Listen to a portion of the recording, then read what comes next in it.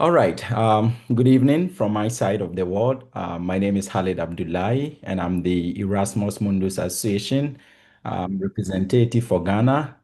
Together with me, we have other Erasmus Mundus scholars with us. We have Alex with us, who is an EDI scholar, 2024-2026 cohort, and we also have Thomas, who is pursuing Masters in Digital Health 2025-2027 cohort. Just briefly, the Erasmus Mundus Association is a non-governmental organization which aims to bring together scholars and alumni of Erasmus Mundus programs. I am the Erasmus Mundus representative for Ghana, like I said. And in this meeting, I will try my best together with the other scholars to brief you on what the Erasmus Mundus Scholarship is about, how to go about the application, and every bit of information that we feel is important for you to know. I hope you all can hear me. Can someone quickly confirm this in the chat? Great. All right. So we go. So, what is the Erasmus Mundus? Erasmus Mundus is unlike traditional master's program. Um, with Erasmus Mundus, they are more than one university which form a cohort and then they design a program to solve a particular problem in a given field. So when you think about Erasmus Mundus programs, essentially, they are not like generic master programs that are found in, universities. They have specific aims and goals that brought them into existence. They are designed to solve specific problem. And so these programs are, looking for students in specific fields, unlike the traditional master programs that we have. And like I mentioned, they are joint master's degree program, more programs for you to choose from. And each program awards either a joint or multiple degrees at the end of your studies. And just so you know, these programs are funded by the European Commission with no application fees. I know that most of you who are in the meeting are already familiar with this kind of information, but just for the benefit of doubt, if someone isn't familiar with the Erasmus Mundus program, here you have the information that you need to know. So let's move forward. I think the most important thing is to brief you on what you are supposed to do rather than trying to give you an overview of the Erasmus Mundus program itself. So, how do you find programs and funding? For programs, you can find all the available programs that are currently funded by the European Commission on the Erasmus Mundus course catalog. And if Alex will do me uh, some favor, he would share the link to the course catalog in the link so that those of you who are not familiar with this catalog can have a look right after the meeting. And so when you go to the catalog, there are a couple of programs that you can choose from. I believe prior to this meeting, I checked this evening, and there are currently more than 204 programs which are currently funded and accepting students for the 2026 intake. So go there, go look for programs and find the ones that you feel like they fit your interest. What I want to talk about here is how to assess a program if it fits your interest. Of course, there are a couple of programs, but how do you tell if a given program fits your interests and your future goals? And so, when you're assessing a program, there are different dimensions or perspectives that you need to have a look from. And the first one of them is your academic and career alignment. You need to assess these programs based on what you've done in the past and what you want to do in the future, and see if the program's mission fit into your career perspectives. The second thing to look for is the consortium and the university or the faculty fit. Which universities are in the consortium? What are the research interests of their faculty? I think this is something that is very important, most especially for people who want to establish a career in research field. You want to associate yourself with faculty that have the same or at least similar research careers as you. So it is important to also assess if the faculty or even the consortium fit well with your personal interests. And the last one is your personal and practical fit. And what I mean by this is where do you want to stay? For example, in which countries do you want to study? I understand that with studies, you do not have to be so inclined towards a particular country, but we have people preferences. I am in Finland, a very cold country. So there are people who don't like cold. So these are things that you must take into consideration. Whether you want to live in a bigger city or smaller one, you should also consider this as part of your assessment of a given program. Just so I've listed a couple of programs here. These are not the only programs. It was just to give you an idea of what kind of programs exist when you visit the Erasmus Mundus course catalog. So one of the questions that I do get most of the time is application timeline and the documents that are required. What I can tell you regarding this is that applications are usually open for most programs between September and March for the next intake. And there are some few exceptions. Some programs can start a little bit early or even accept students until May. There are exceptions like that. But in most cases, programs are usually open between September and March for the next intake. And each program has its own application window, so it pays for you to check with the individual program website for the exact date so that you do not miss the application deadline for a program that you are duly interested in. Regarding the document, a couple of documents are required, but at minimum, you will be required to submit your degree certificates and your transcript, and also submit personally written statement, which comes in different variations. You could be asked to submit personal statement, statement of purpose, or motivation letter. This is very important, and perhaps I usually tell people who reach out to me that this is the document that you have to put in a lot of effort in, because it is the only way to show your interest and your alignment with the program. So this is usually required by most programs. I think so far so good. Most of the programs that I've reviewed usually ask for either motivation letter or video or statement of purpose. For the personal statement, it is usually associated with programs that are in the humanities or arts, per what I've seen so far. Also, you'll be required to submit a resume or a CV detailing your past experiences and your academic achievements.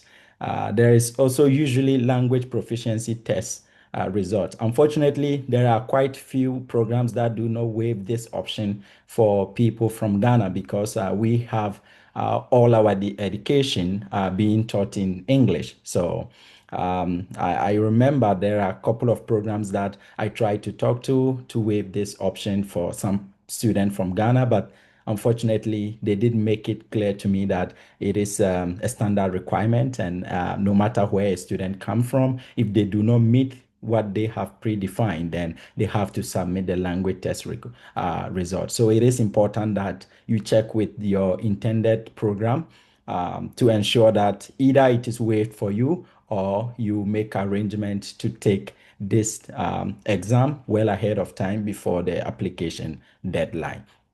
Um, One thing I want to also talk about is reaching out for help. I have been serving as the country representative for a number of months now, and I'm equally the program representative for my program that I was enrolled in. And so I usually get a lot of emails, tens of emails per day, requesting for help. I believe that there are a couple of things that you need to know, most especially when you are reaching out for help from the program coordinators. I believe that it is essential that you know what you are supposed to do and what you are not supposed to do. So, when you reach out for help, there are a few things you should know. That first of all, you have to do your homework before reaching out. You don't just send a mail asking, "Hey, I need help with applying. Can you help me?" No context. Okay. Please try to at least research about the program. You have, internet, search for the program, or just search Erasmus Mundus. Try to read a bit on it how to find programs. There is this information everywhere on the internet. So try to read more about the program and reach out only when you have specific questions that you want to answer, that you want to ask. And with this question, try to be specific and concise, okay? Do not try to be generic. Ensure that all your questions are well written and concise to also help the person that you are reaching out to. And of course, when you are reaching out to not program coordinators, but scholars, people who have won the scholarship before. I think it is important to also understand that they are only volunteering to, help you. So try to show some appreciation and understand when there are delays in their responses, because it can require a lot of time when you have to, pull out information from different sources to answer a particular questions.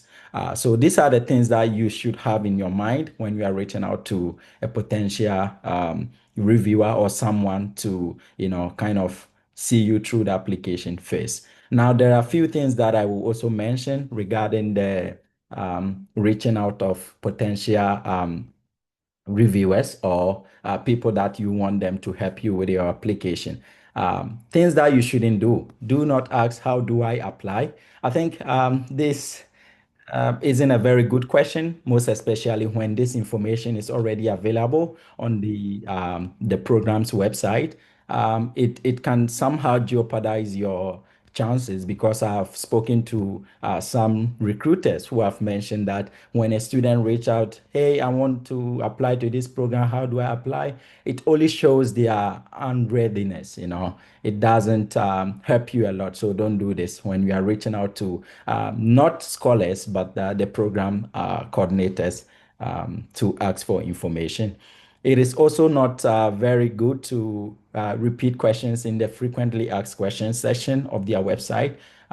You can repeat a question when you are being very specific. For instance, this afternoon I spoke with Alex, and sorry, I wasn't Alex, the Alex we have here, but the fellow is also called Alex, who mentioned that he was reviewing one program which required English language proficiency, and there were countries like Gambia, Nigeria that were waived for, but Ghana wasn't listed. So in that case, I think you have a good case to reach out and ask if they can waive it for Ghana, because if it is being waived for Nigeria and Gambia, we have a similar context that they can, waive it for.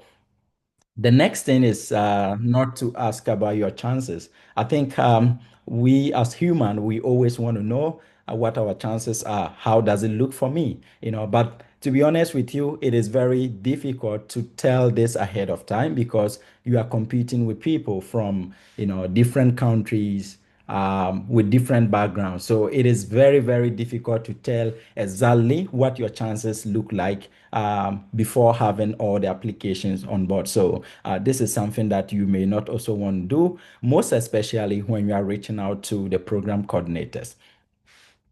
All right. And that is that for this presentation. I think I wanted to be very brief. The most important thing is to have your questions, what you have in your mind, and then see how best we can help you. And so, like I mentioned, we have people in this chat that are going to help us answer your questions. So if you have any questions, please, you can go ahead and mute yourself. And if you want, also open your video and ask your question. But it is enough to just unmute yourself and then ask your question. If you are not also in an environment that would facilitate this, you are also welcome to put your question in the chat. We will have someone monitor and try to answer your questions.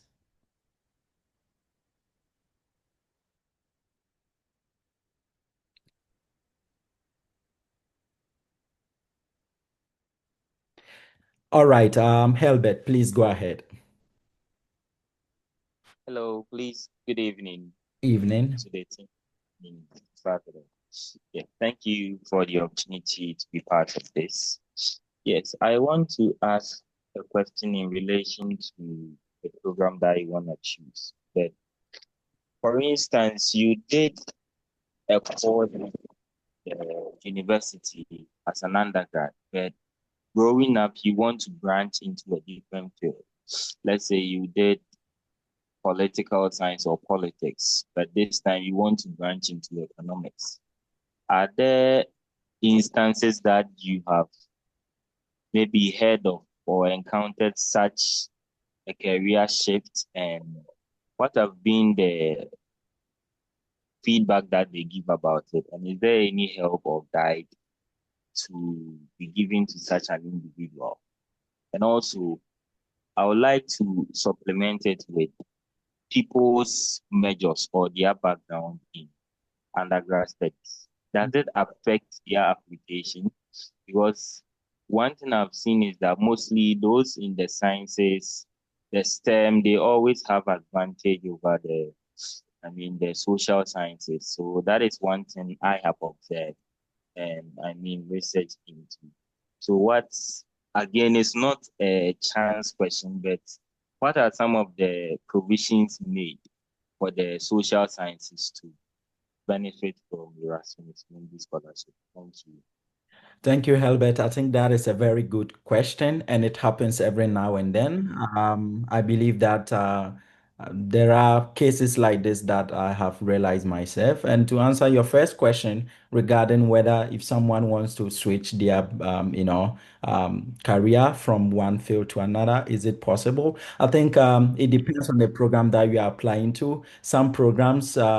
Perhaps maybe focus on STEM, but allow people with different background to apply. So first of all, you need to check with the program to see if they are accepting other students from other backgrounds apart from the main field of study, which I suppose most programs do, because these Erasmus Mundus programs, they are multidisciplinary in nature, so they try to have students from different backgrounds and try and um, create different specializations within the program for them. So there is a great opportunity, or there is that possibility for you to switch from one background to another. But very importantly, you have to know that you must be able to show enough motivation why you want to change your field. I think this is what serves as the game changer.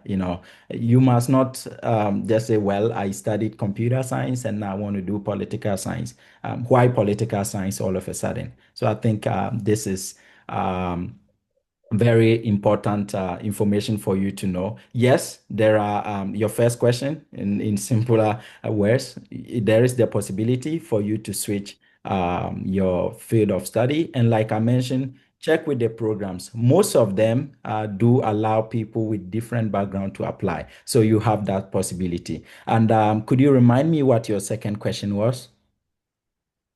Okay, so the second question, thank you so much for the answer. It speaks a lot. And the second question was a supplement to this. What I observed was that people in the STEM, they always have like kind of advantages as compared to people in the social sciences. So are there feedbacks upon, let's say, the experience so far as an ambassador, and are there any provisions made to absorb social sciences? And what are some of the advantages that they also enjoy? Thank you. Right. Thank you once again. I think it's equally a very good question. And to answer your question, I think it depends on the program, because so far so good. Out of the 203 programs that we have, almost half of the programs are associated to STEM, which indeed clarifies your point that most of the programs are STEM focused. Unfortunately, like I mentioned, these programs are created out of need. They are not like the traditional master program that they try to, balance everything. They are there to solve specific problems. So a program only comes into existence if they are able to show enough motivation for why they need students in that particular field. And like you mentioned, in Europe, I believe that they have more need in the tech field. This is why that is the case.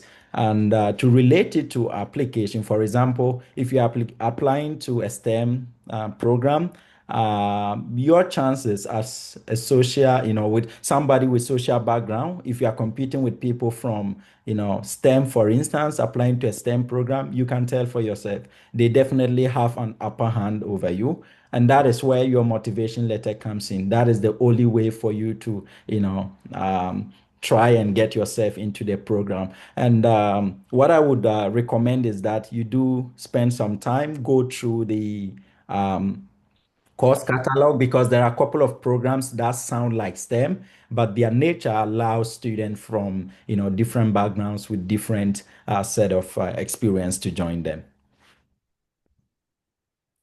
Thank you so very much. Welcome.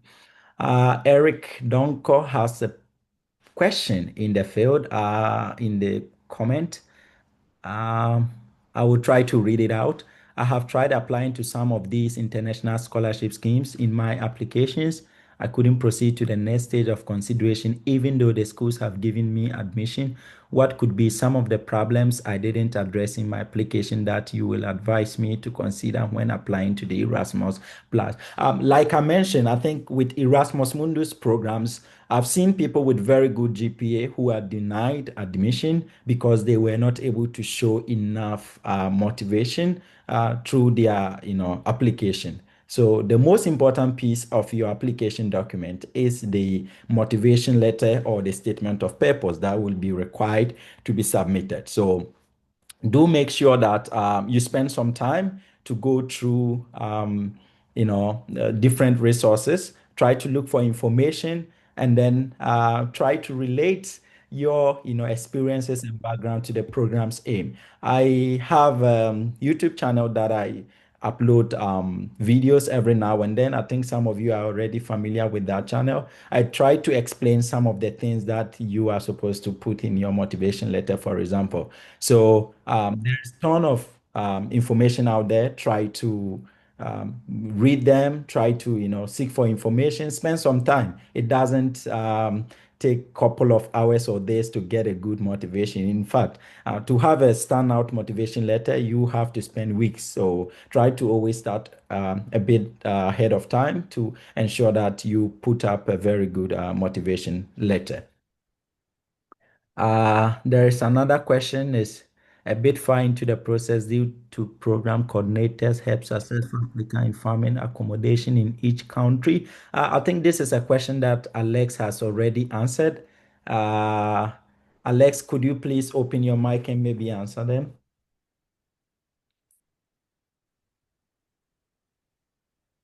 Yeah, sure. Can you hear me now? Yes. Okay. Yeah, so regarding accommodation, usually the school will tell you that it's not bad, but then they tell you that you are on your own when it comes to accommodation. But then they also provide resources to where you should apply for accommodation from. So for me, for instance, I live in a student apartment, and then I got to know that information from my university. So they send you that information. Say, okay, if you're looking for student apartments, we recommend this and that. If you want something else on your own, you want to take you want a bigger space, you want to go into town for your own space, you should be careful because even in Europe or when you can get scammed. So it's always advisable to go with some of the accommodations that the school recommends. Thank you, Alex. Thomas, do you have any perspective you want to add to that? Okay, thank you very much, and good evening, good afternoon, or good morning to everyone wherever you are. Moving to the question, as Alex said, you be on your own. You have to find it. For my to find it on my because it was also a requirement for my residence application. And yeah, to check the city or the country where you are going. Some of them are very tight, so you have to do it very early. People told me that they had to do Airbnbs for the application because as at the time they were required to produce an accommodation agreement for the permit application. There was almost all the hostels were full. Yes, so you'll be on your own, but at that time, the school also provide help, as Alex said. They are very helpful. Please don't be afraid, don't be shy, reach out to them. But as Khalid also said, make it polite and then be sure you know what you are about because they are dealing with a lot of messages every day. And the other guy that was asking about the motivation, I said somebody has asked about the motivation and a sample or something like that. It is difficult to do that. Somebody reached out to me some time ago and then was asking if I could share my CV. He wants to, I think, and I understand him because he wants to find something from someone who probably has is in the program so that he knows that he's at least doing something that will put him forward. But I didn't, and I explained it to him this way. These people you are dealing with are also smart, and if they should detect any similarities, like usually you get it, you try to modify it, but trust me, you will not modify it so much. And it will not be difficult for them to spot it out, like with two or three, four people from almost the same area submitting something very similar. They might flag you, and anything that will flag your application, please avoid it. Don't do it. Don't do it. So the best I would recommend is try and then write it on your own. Write it and then send it to someone to review for you. The most important thing you should ask yourself, some people write motivation letters and then they begin to put in stuff like, I've been fascinated or I've been so and so about this field when I was a child. Nobody cares about that one. And I am from a poor background. I am from, nobody cares about that one. What is your background? I mean, what have you studied? What did you know so far? What are your limitations when it comes to the field that you want to enter? How would that particular program fill up your limitations and sharpen your skills for the things you want to do, but you are not able to do now because of your lack of skill? And if you get into the program and it helps you like this, where do you see yourself in a few years to come? If you touch on some of those questions, I think you should be good to go. And it will surprise you, they are not even really looking for Shakespeare level grammar. After submitting the application, some point in time, I read over and I realized that there was even some typo in there. But you see, that's the point. And also, don't use AI. Please don't. Don't use AI. It's easy to detect AI, very, very easy, because what GPT will give you, it will give somebody else also. You can use it to help you with the application, but you have to know how to use it to use it. That is the first point also. So, and some of the programs too will try and give you some criteria in case, like how they grade it. So the program website will help you. And for most of the cases, if you read well on the program website, you'll be able to structure your application to really put your best foot forward. For my program like this, Copernicus Digital X, they have a lot of information on the website, like a lot of them. I even downloaded the program curriculum and read through the courses that they do. I read them.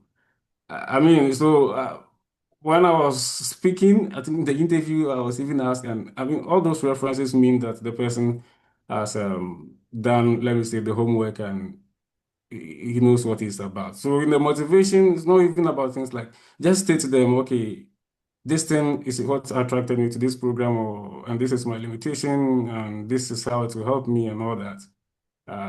And you can give it to somebody to review for you. And I think you should be good to go. And the CV also, please try and then do it as best as you can. Just make sure know that it's a worldwide competition, and these things are very tight, very, very tight. Everybody is applying from everywhere, so why should they pick you? And that is the point. I don't know if I've been able to Yeah, thank you very clarify. much, Thomas. I think you've one way or the other summarized the entire meeting, the agenda, which is very great for the listeners. Few things to add to what you said. I think it's very true that you have to personalize all the documents that you submit. With the CV, I think it is okay if you are only checking to see the format because some people, I think some programs require specific formats like the Europass CV. I think there was an online tool, if I remember correctly, that one could use to create a CV. But the content of a CV is personal. I mean, we all have our stories. So Sharing a motivational letter, I think perhaps may not be that helpful because at the end of the day, everyone have their own story. But what may help you is that you read someone else and then you get to know what you are supposed to write in your letter. So what Thomas said about not relying on other people's motivation, it is true. I concord with him. And one thing that you may want to do, like he said, do not use AI because AI can give very generic, ideas. Whatever it gives you, like he said, someone with similar prompt is going to end up with the same thing. However, you could use it to kind of brainstorm, get ideas, but never use it to, write this motivation letter because you are the one who knows your story. Try to write it. No one cares about the grammar, Do not try to use big words, to impress. Nobody is there to be impressed, Just tell your story in your own voice, in your own way, and the admission committee is going to appreciate that. So thank you very much, Thomas, on that. Someone is asking if there is any age limit for the programs. No, as far as I know, I don't think we have age limit, Thomas.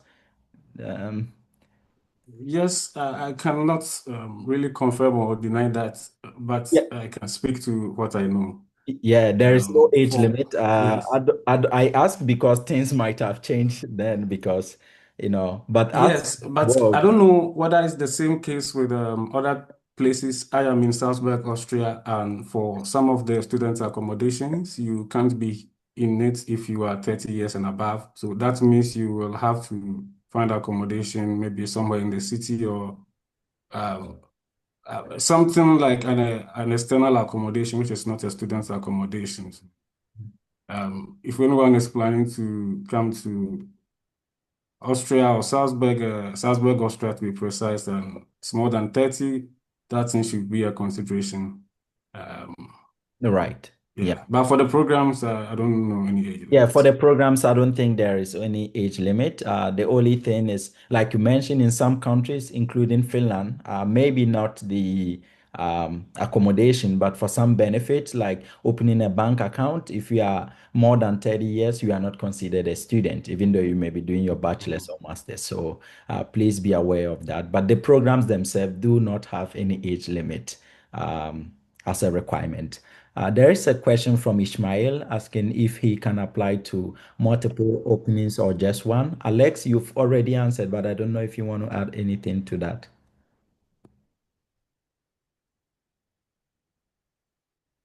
Yes, I can probably say something on that. So when it comes to the scholarships, there are a number of openings that you can apply to. So if you're in STEM, like someone asked, there's more than 20 or 50 STEM, but then you have to choose which one you would like to, whether you want to go into software engineering. There's something for machine learning, there's something for neuromedical data and stuff like that.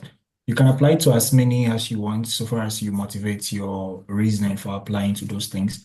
But then when you get an admission or acceptance into one and then you accept the offer, it automatically rejects your application for all the others.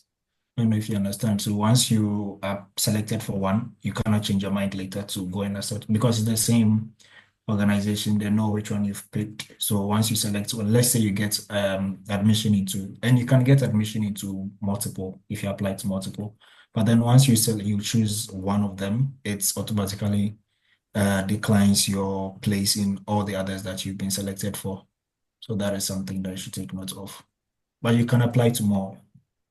Yes, and to just add a little bit to that, I think it is encouraged to apply to as many programs as you desire. But personally, I think that you should not apply to perhaps more than three programs. You should limit the number of programs you want to apply to so that you can put your full focus on those, few selected programs so that you can prepare the materials very well to show how well you are, prepared for the program.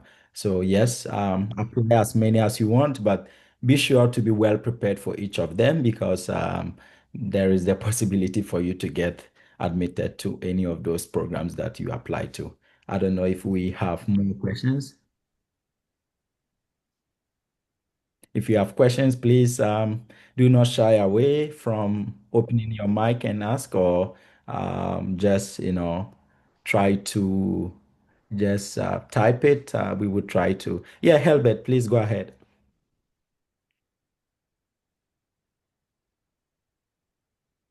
Requirement on work experience. No, there is no requirement for work experience, but I think for some programs, they do grade you if you have experience, most especially the programs in STEM. My program that I was enrolled in did not explicitly ask for work experience. However, there was some points that you gain from, past experience through internships or even work that was aligned to the program's mission. Alex, you can correct me if I'm wrong, because Alex and myself, we are in the same program. In fact, I have graduated from the same program that Alex is enrolled in. Alex, could you? Yeah, Yes. yeah, sure. Yeah, so the program that Khalid is talking about is called EDIS. It's basically a bridge between software engineering and machine learning. And actually, yeah, Herbert is the same one who asked the question. I did not have any experience in machine learning, like I had zero. But then the program is about machine learning. I only came from a software engineering background. So that is how I got into the program. So I am motivated why I would like to go into machine learning, and then I think that was my point. But then I was told one of my main points was that I had work experience in software engineering, so I could easily carry over to machine learning. So I think work experience counts a little bit, but it's not required. Right. Thank you very much, Alex. There is a question in the chat. I will try to read it out. Is it possible to apply to an Erasmus Mundus program who are already in Europe schooling? This is, it is yes, but you may be considered as a program country student. I was in Turkey. I did my undergrad in Turkey. And since Turkey is part of the countries that are taking part in the Erasmus Mundus program, I was considered as a program country student, which means that you have less chances to get into the program.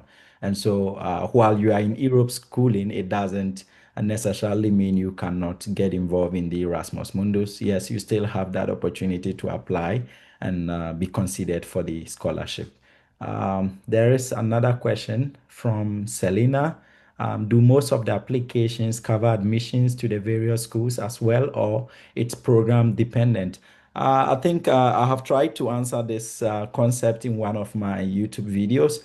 You only apply through the program's portal, or in most cases through the host university's portal. And once you get admitted to the program, they handle all other logistics. In fact, there are some instances whereby you have to do the application yourself to the other universities in the consortium, but this is not to apply for admission. It is just, to register yourself as an attending student in that university. So, in principle, you only submit one application and you are automatically guaranteed a place of study in all the participating universities, if that answers your question. Um, yes, I think Alex has tried to answer this in a very concise manner in the chat. I think I saw one other question from Kwame. Is there any form of amnesty given to previous applicants who were unsuccessful or denied?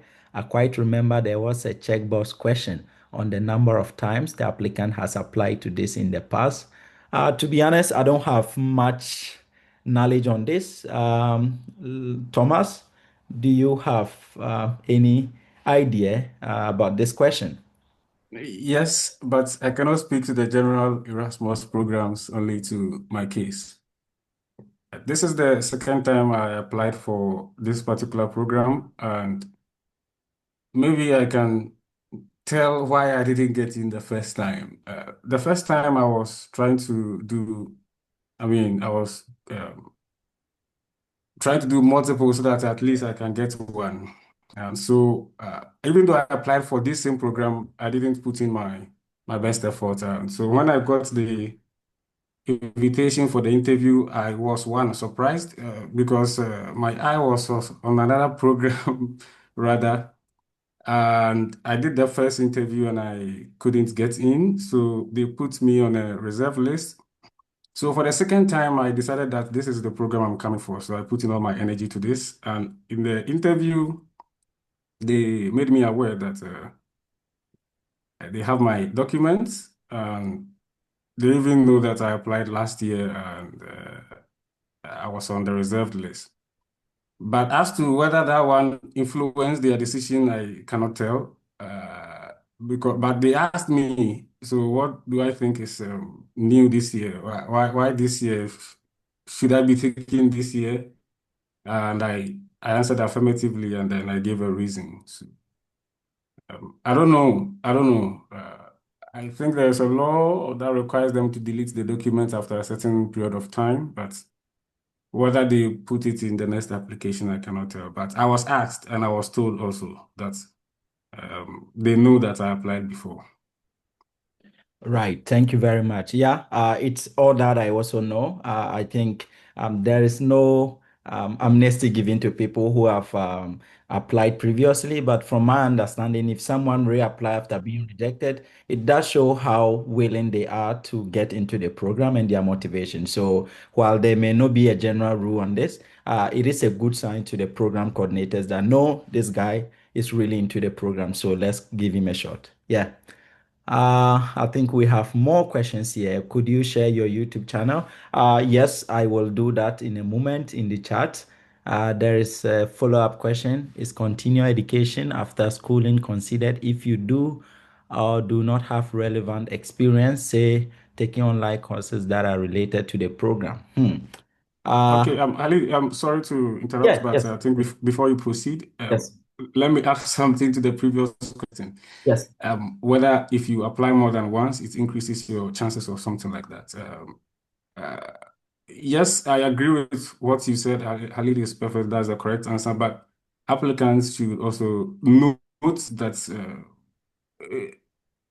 there's not a guarantee. You can actually come more than someone can do it more than one, two, three, four times. I know somebody who is second year in my program that did it about is it three, four times or so. So it is not that you did it before and you're doing it again and something like that. You should do your best to make the application great, like put in an outstanding application, even if you have applied before. Uh, it's not really a guarantee. They don't like give marks because no, you should still put your best foot forward. Otherwise, they don't like they not like give you some bonus because it is a motivation show that you are interested in the program, but it doesn't only suffice that because you are interested in coming more than one time, you should be given the chance more than somebody who's putting a more excellent application than you. I totally agree with Thomas. It's not just about reapplying, but what are you doing different this time around? How are you strengthening your application? So that is something that you must consider when you are reapplying to a program. And for the person who asks about the YouTube channel, Lex has already, he's too fast. He has shared a playlist in the chat. So you can save the playlist that you can check when you need to know more. In fact, I do have a lot of pre-recorded videos there that answers most of the questions that are being asked here. So in case you want to have vivid answers to those, you can always cross-check from the channel. Back to the question that I think I don't remember who asked exactly, but I'm now trying to find the same question. Can you recommend me to a colleague in the social science field around political science? Uh, yeah, this is something that I think I could personally try to handle since I'm part of the Erasmus Mundus Association. There are people with different backgrounds. So please send me a follow-up email that I can remember and try to connect you to someone else. Um, Yes, I think this was the question that I was trying to answer from Zawadi. Sorry if I mentioned your name wrong. Is continued education after schooling considered if you do not have relevant work experience, say, taking online courses that are related to the program. Any idea, Alex, Thomas? Continuous education. I think Please, the person, yes. oh, sorry. Please proceed. No, I was trying to clarify the question. The person is trying to know if, continuing your education after, taking a break. Say you have a gap year and then you take some courses online. Does that, sort of, because of course, for most admission board, usually there is a question that you need to answer while you have, gap years in your CV. So the fellow is probably seeking to know if while they were taking gap year and they took some online courses, is it going to really make a case for them? Okay. In the grand sense, yes. But specifically, there might be some small variations. I am from geomatics engineering.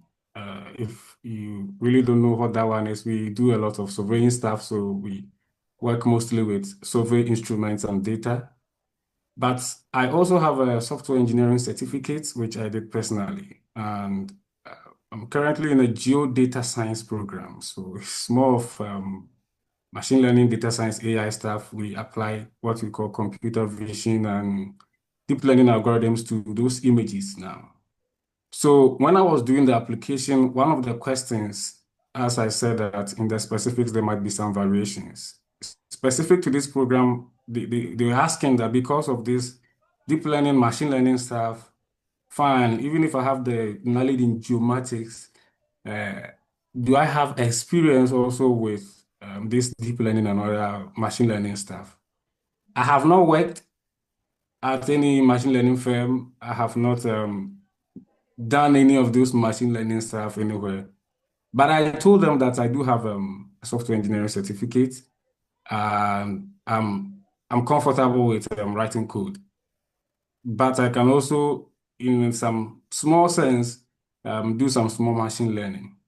And so even though I don't have an experience with the machine learning in particular, like any organization like Google, Ghana, or any agency in Ghana that does AI, but I think my online course, which I did, came in handy because it proved to them that I can code, and then I provided some projects too that I've done with code as well. So if you also have relevant online courses, it is fine. I mean, not everybody gets job immediately after school, and they know these things also.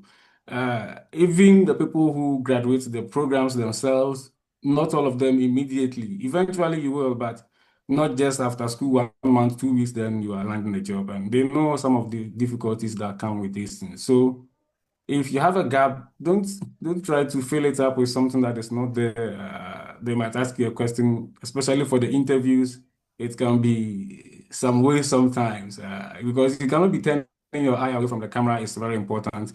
Uh, I remember one of the times the professor was telling me that he has all my application before him, and so the questions are coming directly from what I wrote and who I say I am. So if I put in anything there that was something that I had to come up with, I think I would have been in trouble.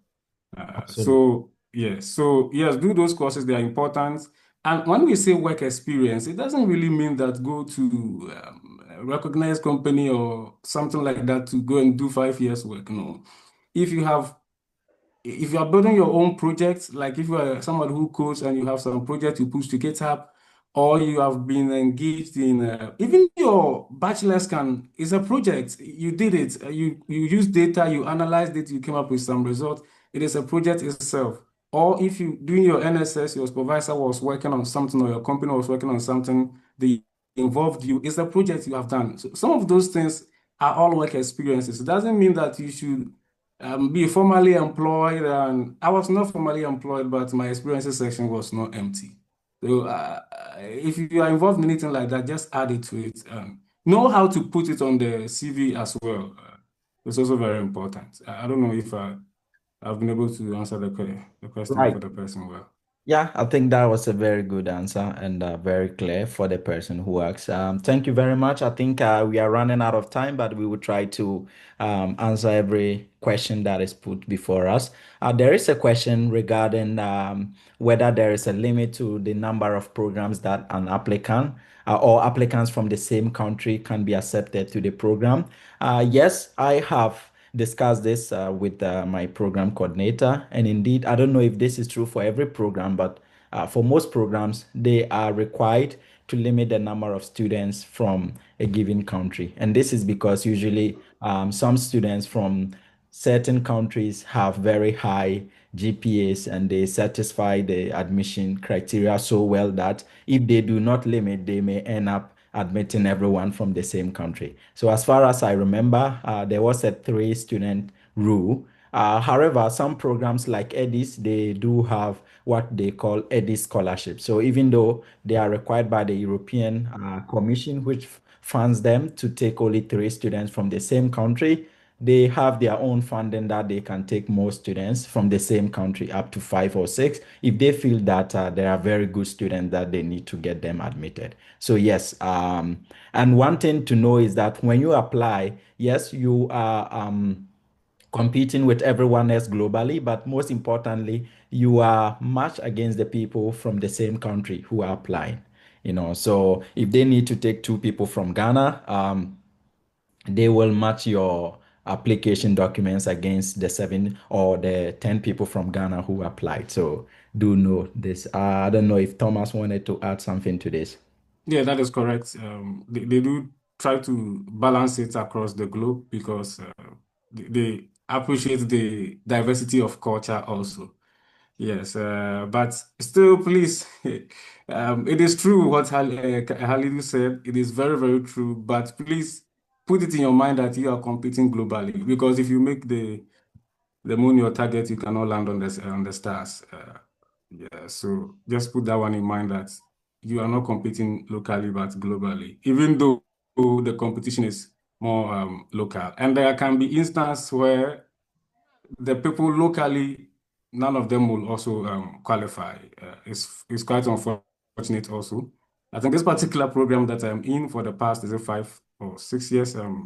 The first two Ghanaians that came were in 2019 and I'm the third. And so that should tell you that even though they consider local staff also, but there are chances that if you don't do it well, all of you locally might not get there. So That's yeah. very true. Because with Edis, I was the first Ghanaian to be accepted, and I think Alex is the second Ghanaian. So we equally don't have a lot of people, and I think the reason is that they do require language proficiency test score, which most people in Ghana usually feel that it is, a chook in the neck. So. There is a question from Yuna regarding the qualities and experience and achievement that demonstrate that you have sufficient motivation to apply to an Erasmus Mundus program and you are applying to the EDIS program. I think with this, my answer is that it does depend on the program that you're applying to. If you're applying to EDIS on their website, they have a list of qualities that they look for and how they dedicate the points to each of these qualities. For example, I think your background, the courses that you've taken previously account for up to 65%. Your international experience, such as studying abroad, is also about, I think, 10%. And also some internship experience, I believe. Alex, is that correct? Yes. Yeah. So my response to you is to check with the program that you want to apply to. If you're applying to EDIS, this is already specified on the website. And if you feel like you need to work on any of these, please send me an email. I will leave the email in the chat box, which is Ghana at ema.eu. You can also reach out to me via edis at ema.eu. I will reply you if you send me any specific help that you need. Moving forward, let's see if we have more questions. Um, The next question is I meant to ask because my work experience is not really relevant to the program. Yeah, so I think that may not be very necessary for the program in general. So if you have some projects that you feel the program doesn't need, because it's not every program that requires you to have experience. It really depends. Yes. Um, I think Thomas already clarified that, so I will skip that now. Thank you. Uh, Jefferson, I don't know if I got your name correct, but you have a question regarding any advice to learn the language of a specific country, for example, in Germany. If it is your long-term vision to, end up staying in the country, why not? I think it does not hurt to learn a new language. When I was in Turkey, I was forced to learn the Turkish language because my, medium of tuition was Turkish, so I had to learn it. Also in Finland, there is a debate of whether if you know Finnish language, you have more job prospect or not. So I think if you have the opportunity to learn the language, do it. It doesn't hurt in any way. I don't know if Thomas would want to add anything to this. Yes, please. Thank you. For my program, like this is an English taught course in a German university. So most of the programs, all the undergraduate programs are taught in German, but mine is in English and most of the masters as well. But you have to also know that you'll be interfacing with locals. Everywhere I go, everybody assumes immediately that I speak German at a native level. And so you will go out, you buy things, and you will also try to apply for internships. If you want to ask for help, how do you do it? For instance, the first time I landed at the airport, my phone, for one reason, could not connect to the airport Wi-Fi. So now I have to talk to people that this is where I'm going, how do I get there, and all that. So, so if it's your long-term goal, you need it as well, because some of especially Germany, you can be very good, but if you can also speak a little German, not just like a native level, but if you can speak on the basic level, your chances are very high that you can land internships or even jobs. Yeah, sorry Uh, to chip in, Thomas, but I just wanted to add that me, for instance, I've been to so many restaurants in Germany. After eating, I speak Turkish to the people selling donut because they are from Turkey. And because of this, they turn up giving me, they do not take money from me. So I think it's a big plus. It's something that you have to be aware. I mean, I go to places, I speak Spanish with people, and you see that people are wowed, like a foreigner, you are yeah, able to speak our language. Yeah, So, yeah, yeah, yeah. yeah, if you have the opportunity, please do it. yeah, it's Yes, true. yeah.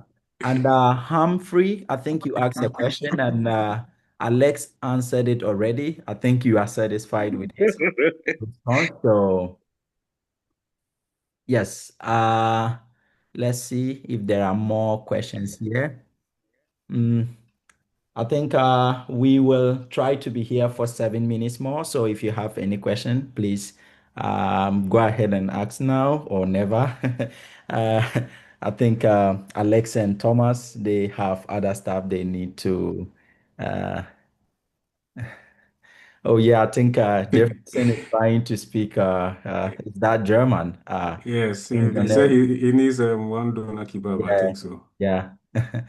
Okay, can you please share your email where I can approach you for more help? Sorry, Yuma, but I've already shared that in the chat. I will try to reply to you.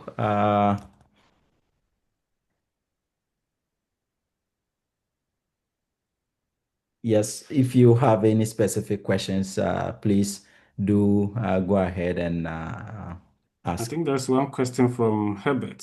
Yes. As I speak Chinese, will it be very beneficial in Europe? And which country will you recommend? Do you want to go ahead and answer, Thomas? Okay, yeah, sure. It depends. I've not gone over all Europe, but I know that the official language of the European Union is English, but locally they also have their languages. So, for instance, if you speak German, you do very well in Austria and Germany. But if you go to Czech Republic, or let me say, you come to France and you start speaking German, they might be just looking at you. So I don't know which part of the EU that they know how to really talk to Chinese. Uh, Most of them that come here try to speak English with the people. But specific to Europe, if you know any of their languages, that will be far better than bringing in Chinese. Except maybe you plan on going to Chinese restaurants and co. That place you can speak locally with the people. Apart from that, I don't really know. Right, Thomas. I don't think I could have answered it any better than this. So that clarified. Do we have more questions? Please do well to ask them. Otherwise, we will be looking forward to ending the meeting at this stage. Maybe we give 1 more minute to see if there are more questions. Otherwise, we conclude the meeting here.